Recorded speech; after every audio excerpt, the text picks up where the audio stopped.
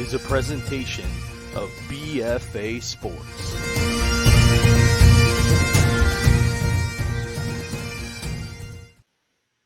And welcome back in another edition of the NFL Draft Bible All Access Show. Here we go. Mike Gill, the OG, Ric Serritella, NFL Draft Bible. The top 50 updated is out post-combine. And we're going to take a look at who rose, who fell. A lot of surprises and sliders, risers. We talked about on Monday's edition. We got news notes. We got it all here on the Wednesday edition of the NFL Draft Bible All Access Show. What up, yo? Hey, little preaching and teaching on a Wednesday wisdom kind of day, Mike. Buckle up. We're ready to go, and we got a bunch. The Combine, does it dictate draft grades? Does it move? Does it shake guys? Does it get them moving from one round to the next, from 30 to 15, from 15 to 10, from 10 to 5? That's what we're looking at, your top 50. And a lot of people buzzing about this on social media, SI.com. You take a look at your top 50 big board. Give me the biggest movers and shakers now that the draft combine is in the books. Who kind of took a little turn on the Draft Bible big board? Well, Mike, the beautiful thing about evaluation, everybody has an opinion. And then you know what they say about opinions. To me, I do think draft grades do shift and slide a little bit based on what happens in Indianapolis. And it can be a result of several things. You get players that are medically red flagged, and then teams have to go back, look at the medical and wait for the medical recheck. You have character red flags that can arise when you're meeting with individual players. There could be some concerns there that come up during that process that make you go back and question, whether or not that's somebody that you want to work with inside your team facility. And it could be a result of a performance, right? Because that's what the combine outside of the medical is really to confirm or deny. Did I see correctly with my eyes? Did that guy that ran a 4.62 running back like a Kenny McIntosh, how come he appeared so much faster on the game film? I got to go back and redo my homework. And Tavion Thomas, 4.72 40, that's a death sentence for a running back. Now I got to go back and granted he's a bigger back, but can 4.72 survive in the NFL? And look at these linebackers. You got a guy like Nolan Smith talking about risers. He's a top 10 player. This guy's 6'2", 240 pounds. He's running into 4.3s, Mike. You think he's going to stop Tavion Thomas? He's going to crush him. He's going to seek that hole and destroy. So I think, and then you could have an off the field incident like a Jalen Carter, right? He's the hardest guy to kind of peg because, again, character is part of the equation, and you've got to factor that into the whole situation. So, yeah, is he the top talent? Sure.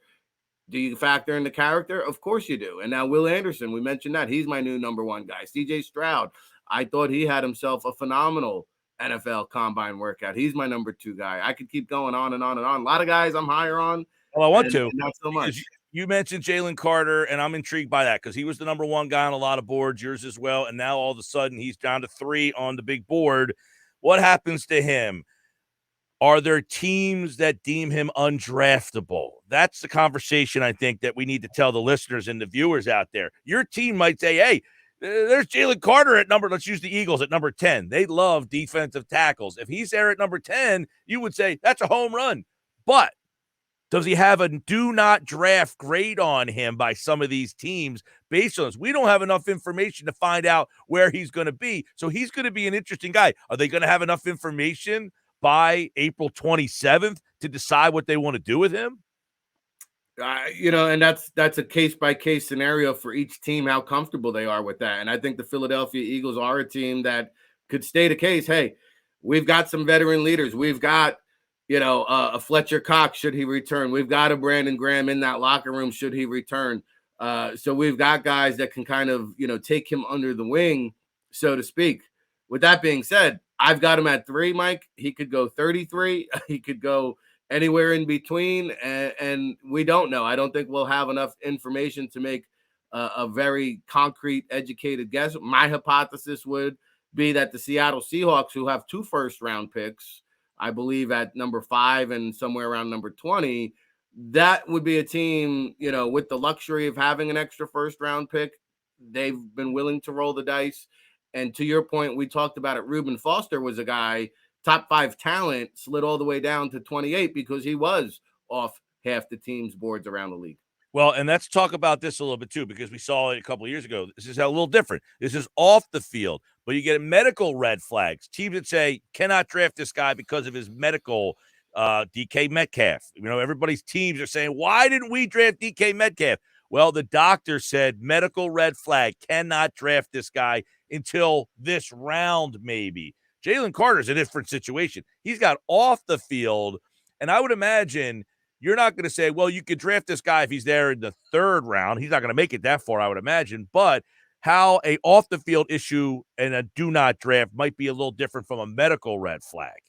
No, absolutely. I mean, you're talking about evaluating someone's psyche, somebody's character. You're trying to predict how are they going to behave if I hand them $40 million, whereas a medical red flag like a Hendon Hooker, who, by the way, his medical checked out ahead of schedule, but he was still red flagged. He'll have to go back, do the medical recheck because he's coming off that Achilles.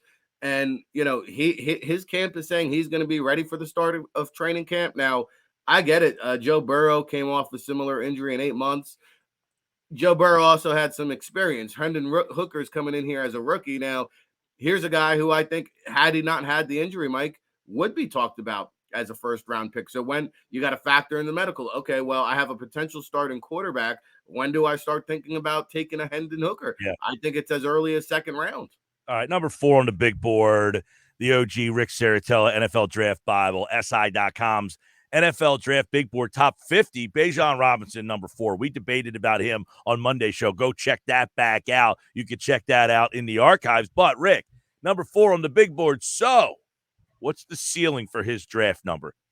5, 10, 15, higher? What do you think? Where's the first team that says this guy is number 4 on Ric Serritella's big board? All 32 teams have access to your work. Do they say this guy's number 4 on Serritella's board? We got to get him. Well, I'm here to tell you, Mike, that Bijan Robinson is still, despite spending a nice segment the other day on Monday talking about Bijan Robinson, I still don't think we're realizing and recognizing just how good this guy is. I mean, at the end of the day, you're talking about arguably the best overall talent in this year's draft. When we look back 10 years, 20 years back on this year's draft, we're going to say, how the heck did Bijan Robinson slide? Because if he goes number 2, it's still too low for a Bijan Robinson. I think the Chicago Bears, if they trade down and remain in that top 5, top 10, I'm sorry. Bijan Robinson and Justin Fields in the same backfield, that's about as dangerous of a backfield as I can see. Let me get your thoughts then. Do the Giants feel that they got the ROI on taking Saquon Barkley number 2?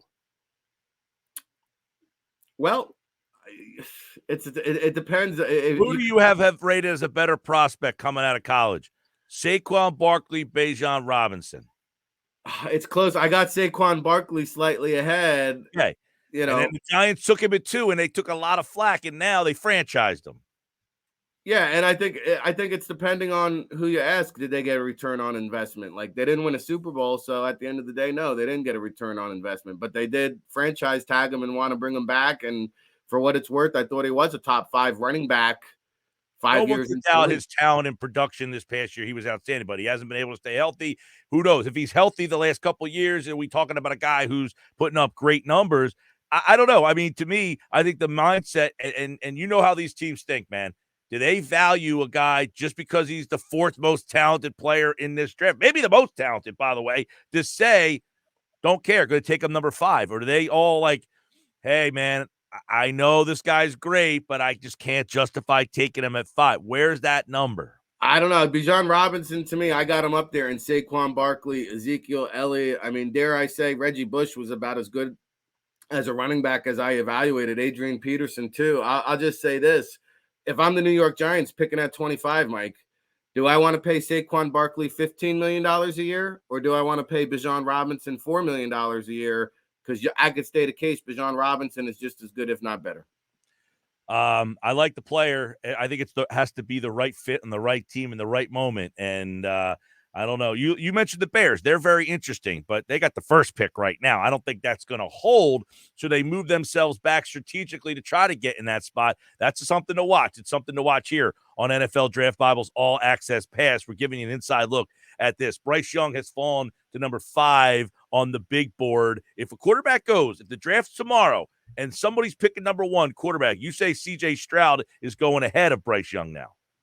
Well, again, Mike, it's a case by case, depending on what's your flavor of the week, team preference. A guy like Nick Caserio, you hear they're talking to Jimmy Garoppolo. He's worked with him in the past. He's worked with mostly pocket passing quarterbacks. To me, C.J. Stroud would make a whole lot of sense. If you're talking about a team like the Indianapolis Colts and a Shane Steichen, I'm going to go based off his most recent body of work where he built an offense around a improvising type of quarterback. So Bryce Young or Anthony Richardson, to me, to the Colts, would seem to make a lot of sense. I think depending on scheme, fit, coaching, I think that's the biggest X factor that we tend to forget.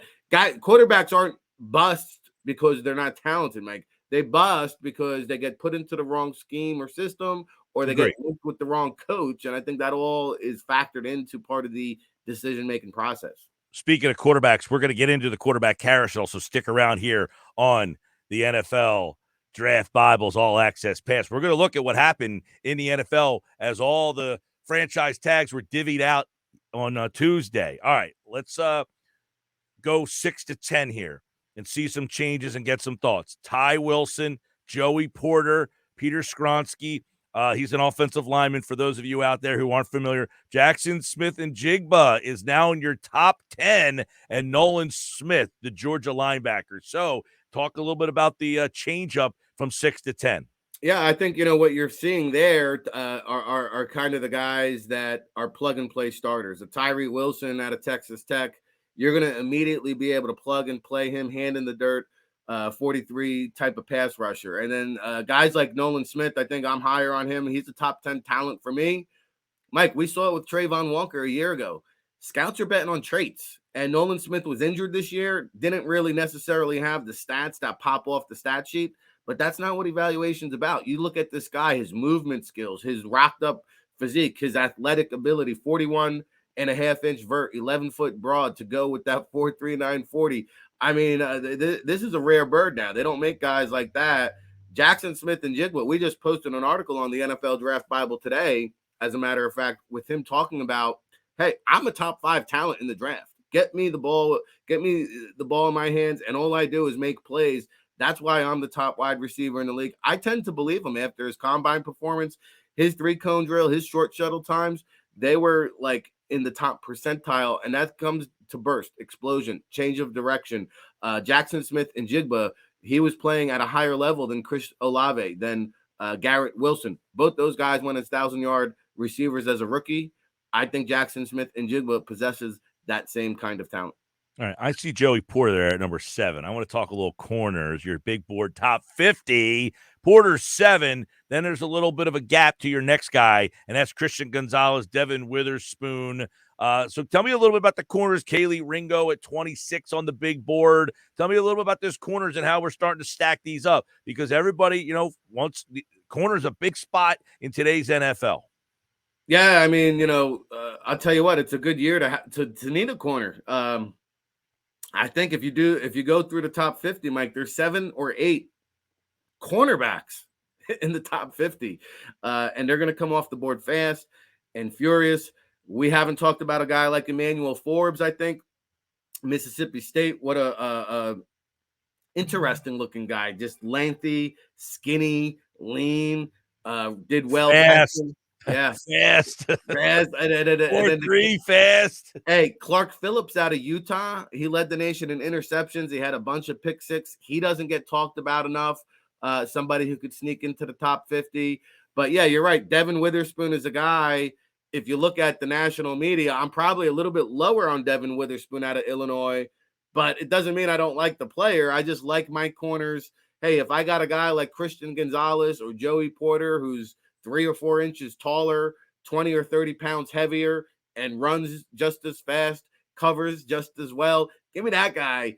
But, I do have Witherspoon, Gonzalez stacked. Again, what's your flavor of the week? To me, Porter is just a little bit above everybody else. And then Kaylee Ringo, I don't think there's much of a drop-off. Deion Banks out of Maryland, I think is somebody that kind of really catapulted himself into the first-round conversation. So the cornerbacks are so deep and so talented. We talk about injury medical being part of the evaluation. How about Garrett Williams out of Syracuse? You want to talk about one of the best nickel corners in the draft? Had he not gotten injured, he might be a first-round pick. So there's going to be tremendous value at the cornerback spot.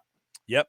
Corner's going to be interesting. It always is. Joey Porter is number 7 on the SI.com NFL Draft Bible big board. So by most accounts, if you want a corner and you want one of the top 10, Joey Porter's one to keep an eye on. And then obviously the quarterback carousel. We talk about what happened yesterday. We got Lamar Jackson tagged. We had Carr when we did the show last week. Monday, excuse me. He got signed with the Jets. We're hearing a lot about Aaron Rodgers. Geno Smith got a bag, baby. Geno, West Virginia in the house. Daniel Jones gets a deal. So there's 5 quarterback situations rectified. What does it mean for the 4 young men that stood out in the combine over the week? Yeah, I think the most interesting situation of them all is this Lamar Jackson saga, Mike. Because now, is he going to be willing to play on the tag? I don't think so. But I think Baltimore, I'm trying to pull up the number. I think it's around 32 million, 45 million, somewhere around that for a 1-year deal. And Baltimore is basically saying, hey, go show me the money. You think you can do better on the open market? Go for it.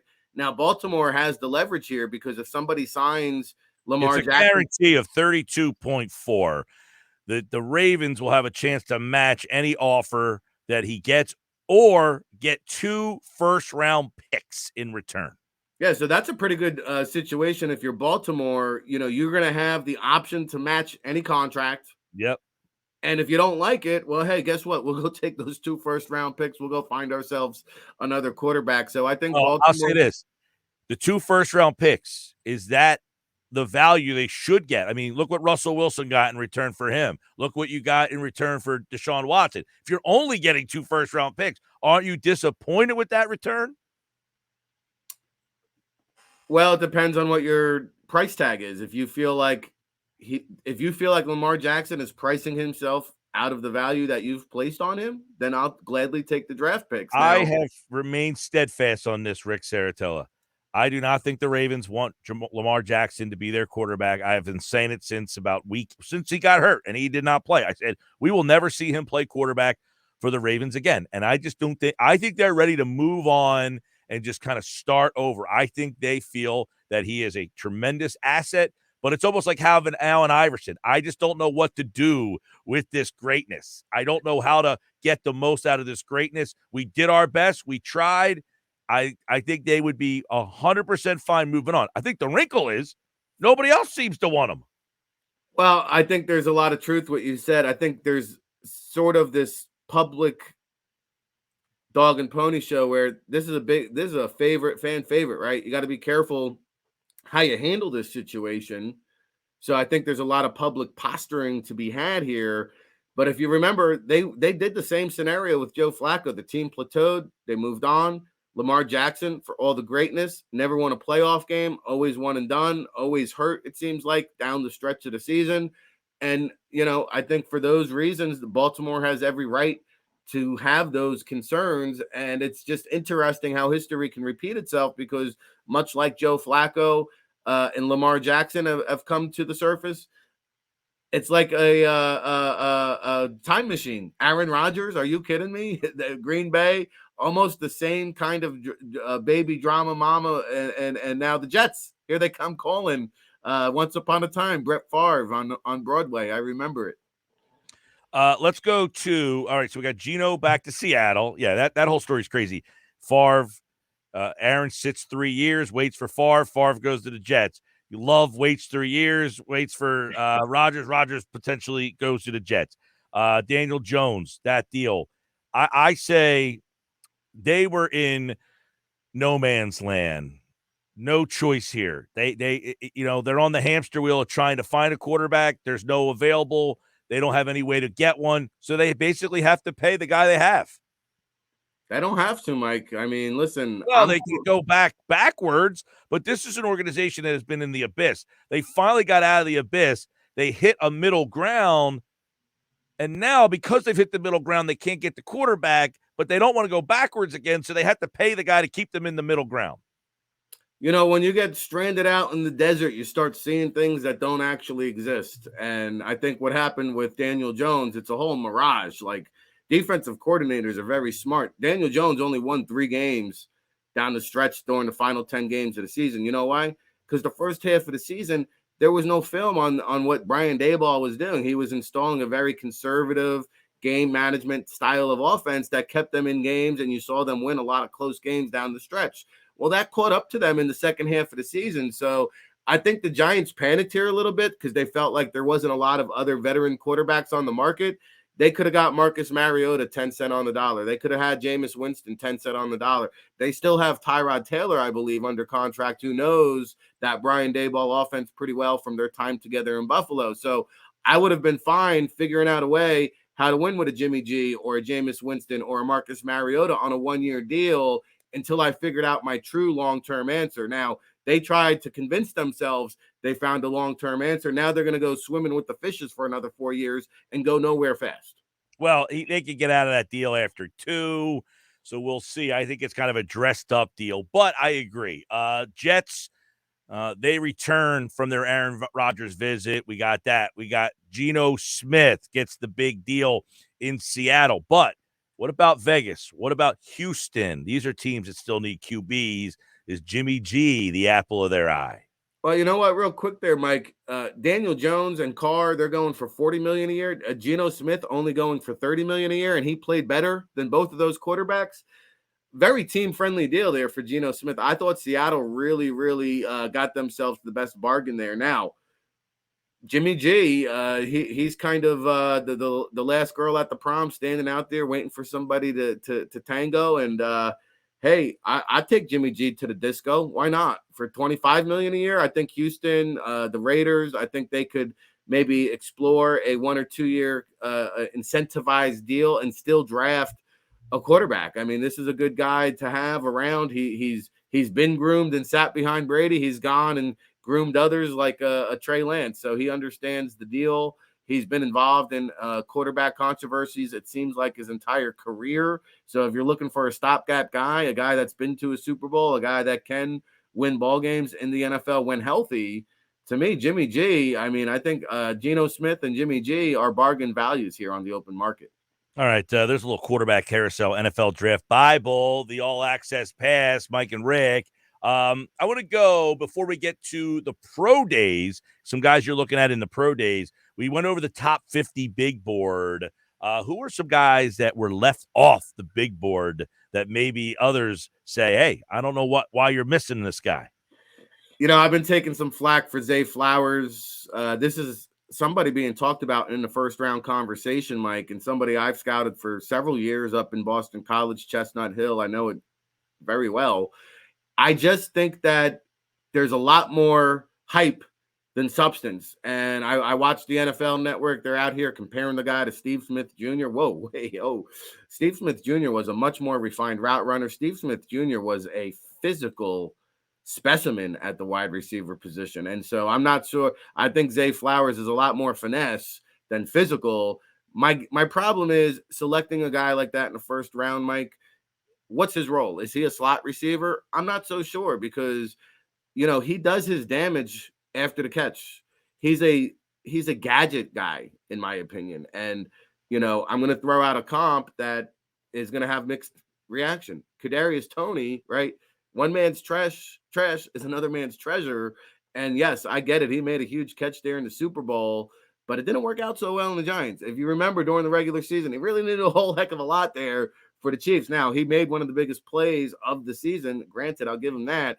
But when you take a guy that high in the first round and he's not a starter, what's his role? Is he just a guy that plays 20 to 25 snaps a game? I have a hard time justifying a first round pick on that. I question whether or not he is that route runner that creates separation, as opposed to just being a guy that can do damage after the catch, but you've got to get the ball in his hands first. That's just how I see Zay Flowers. All right, let's close it out with the pro days that are coming up here. Obviously, this is where some players need to make a name for themselves. It's an opportunity for those non-combine invites, the under-the-radar players. The pro day circuit is underway. Ric Serritella, who do you have your eye on? Well, hey, Mike, we're broadcasting here from the great island of the Jersey Shore, and right in our backyard, right up the road in the Bronx, Fordham, New York, in fact, you got a quarterback by the name of Timothy DeMorant. And this guy's the all-time FCS passing leader. If you remember, once upon a time, John Skelton was a draft pick for the Arizona Cardinals. Tim DeMorant crushed and rewrote every single record there at Fordham. He was a combine snub at 6'3", 220 pounds, can throw on the run, accurate short to intermediate passer. He'll get an opportunity now to work out at the small school showcase that Columbia does such a great job. And his teammate, Ryan Greenhagen, in fact, is a linebacker, tackle machine, 100 tackle seasons, multiple. Ryan Greenhagen, he played in the Hula Bowl, lateral coverage, very cerebral guy, can make some money on special teams. And then tomorrow, we're keeping an eye on Monmouth. We talked about Owen Wright, one of my favorite running backs in this year's draft. I think he's the best short yardage runner. I think he had 16 touchdowns this past season. Run, catch, block, plays all 4 special teams. Those are the kind of gems you can find out there on the pro day circuit.